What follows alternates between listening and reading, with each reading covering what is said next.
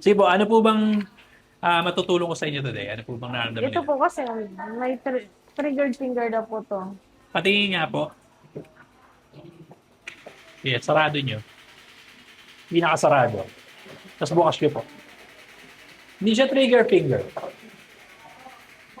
In fact, namamatay na yung daliri mo, hindi siya trigger finger. It's a pinch nerve, naiipit yung ugat. Opo. Nakita ko nga po sa ano niyo, Um, Facebook kayo sa booking na. Kaya nagano po ako, pumunta ako dito. yeah. So, Matagal na yan. Hindi lang yan bago. November pa po 'to. Kailan po? November. November 2025. Ang ingay na shockwave na yan. Ang ingay. Angat nyo po yung kamay nyo, naangat ko naman. Parang kulang, no? Hindi nyo matodo. Ito. Especially that side, no? Tingnan ko lang, ha? Paandaman ko lang. Kaya naman. Kaya naman. Okay. Ito kasi masakit. Naabot nyo yung likod mo gano'n. Ah. Aray. Aray na. Kaya Ito. dito. Okay. Ito kaya pa, no? Opo. So ito, pa-frozen shoulder na to. In fact, naka-frozen shoulder na to, eh. Opo. Kaya ganun. Put your arms out this way po. Huwag niyo po kaya ibaba ko. Tigas niyo po, ha? Laban nyo lang. Kontrahin nyo lang. Laban. Kasi walang lakas. Especially this one, no? Ilaban niyo yun.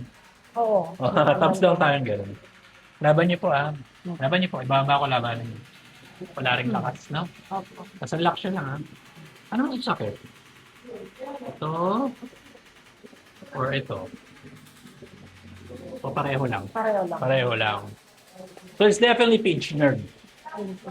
Tapos ang masama ka sa pinch nerve, dahil naiipit ito yung spine, ano? Opo. Naiipit siya dito, hindi na makababa yung signal ng nerve. Ibig sa dire-diretso, maaaring patak-patak na lang.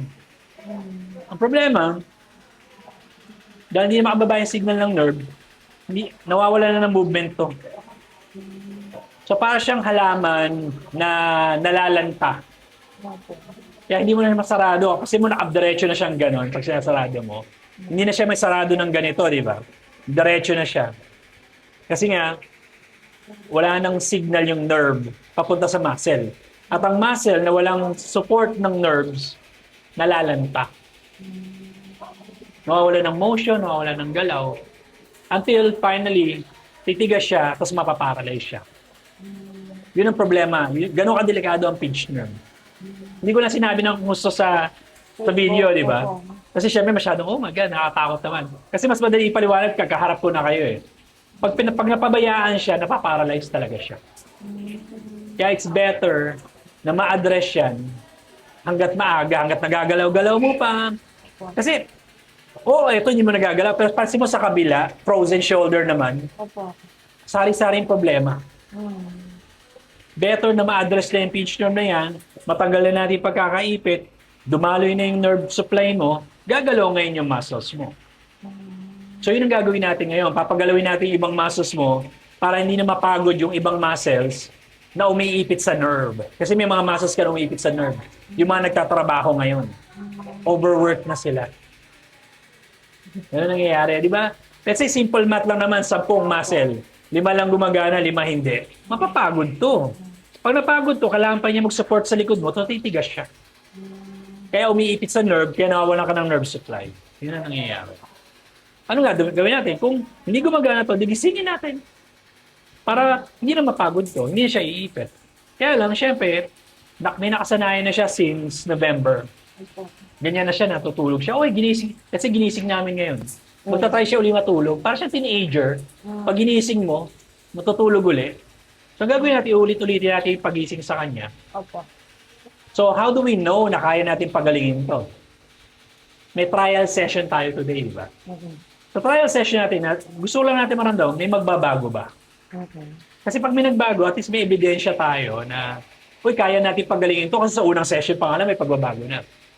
Kasi kung wala kang ebidensya from the first session, Anong ano natin na kayang pagalingin, di ba? Nakita ko nga yung explanation niyo, Doc. Kaya sabi ko, pupunta ko doon. Di ba? Opo. Malinaw naman eh. Very Opo. upfront, di ba? Very Opo. straightforward eh. Mm-mm. Kaya nga ang inaano ko talaga yung mga taong ganito na, oh, dinadanas ko talaga yan. Yan sinasabi niya, dinanas ko talaga yan. Yun. Opo. Ngayon, pag let's say compatible tayo sa isa't isa, bagay yung ginagawa namin therapy sa'yo, doon natin itutuloy yung therapy. Opo. Paano yung pagtuloy ng therapy? Simple lang. Ngayon po, sulat ko lang upper back pain. So, magte-therapy tayo at least twice a week Opo. for the next 10 to 20 sessions. Opo. I-start muna tayo ng 10. Mm-mm. After ng 10, bibigyan mo ako ng grade o rating sa sarili mo from 1 to 100%, nasan ka na? Opo. Kung sinugot mo ako na 80 to 90% ka na, okay na yan. Ibig sabihin, hanggang 10 session lang tayo. Paano kung wala pang 80 to 90? Tuloy pa tayo. Ah, sige. Ang importante, nag-i-improve, di ba? Mm-mm. Kaya po yung gagawin natin. Saturday, So, Sunday. Saturday, Sunday, Monday, nandito naman kami. So, kung Saturday, Sunday ka lang pwede, di Saturday, Sunday. Pwede naman po yun. Di po, i-forward ko muna kayo kay Aiko, tapos pagka ready na sila, tatawagin naman kayo para makapag first session kayo today. Opo. Okay po? Opo. Sige, Thank you sige. po. Alright. Opo. Tanggalin ko lang yung sa akin niya. Ah.